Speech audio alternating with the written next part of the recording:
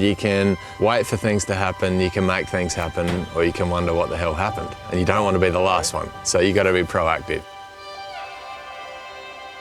As a professional fisher, I understand more than ever the importance of a healthy ecosystem, and I depend on it for my livelihood. We're not here to make a quick dollar. We want long-term longevity.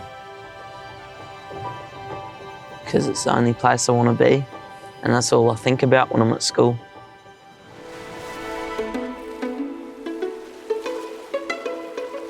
I think there's a lot of misconceptions about prawn trawling here in Australia. What damage does the nets do to the floor of the ocean? And how do you protect what's living there? Everyone knows that there's by-waste and byproducts. It doesn't seem sustainable. What's fundamental for us is not so much how much we catch when we go fishing. For us, the important thing is how much we leave behind. We're essentially ticking off a lot of boxes that we as the fishermen know we're already doing, but getting the data to back that up. We don't want to catch the bycatch. Fish live around structure.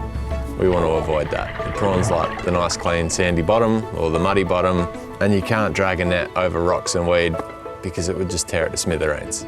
Then we have devices built right into our nets that help some of the larger species to escape, and further back in the net we'll have another device that can help the smaller fish escape.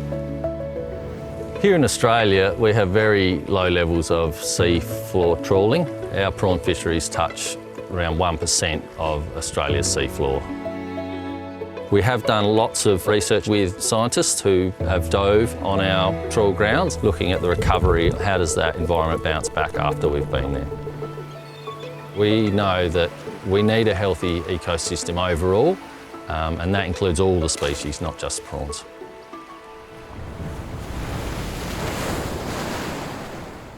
I do worry for my kids in the future, particularly with climate change.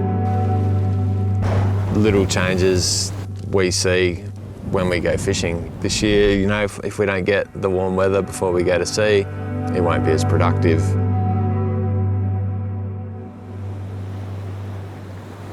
Look how many I got. You got heaps.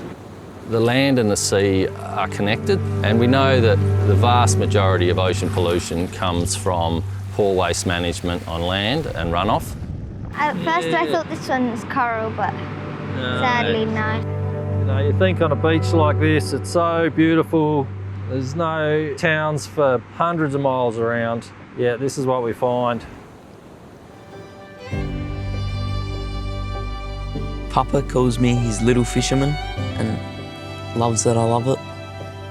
When I was little and Dad took me out on the boat for a couple of days, I've been in love with it ever since. It must be in the blood. Nearly 60 years our family's been doing it, over 3 generations, and now I've got the 4th one leaving school to join the industry. We all need to remember that we are part of the ecosystem, you know, we're part of the environment, and we all play a role in shaping it and looking after it. I feel like there is a certain sense of obligation to be able to do that for my daughters too. Really important because I'd love to always have a healthy environment for the ocean so I can keep going fishing and keep doing what I love.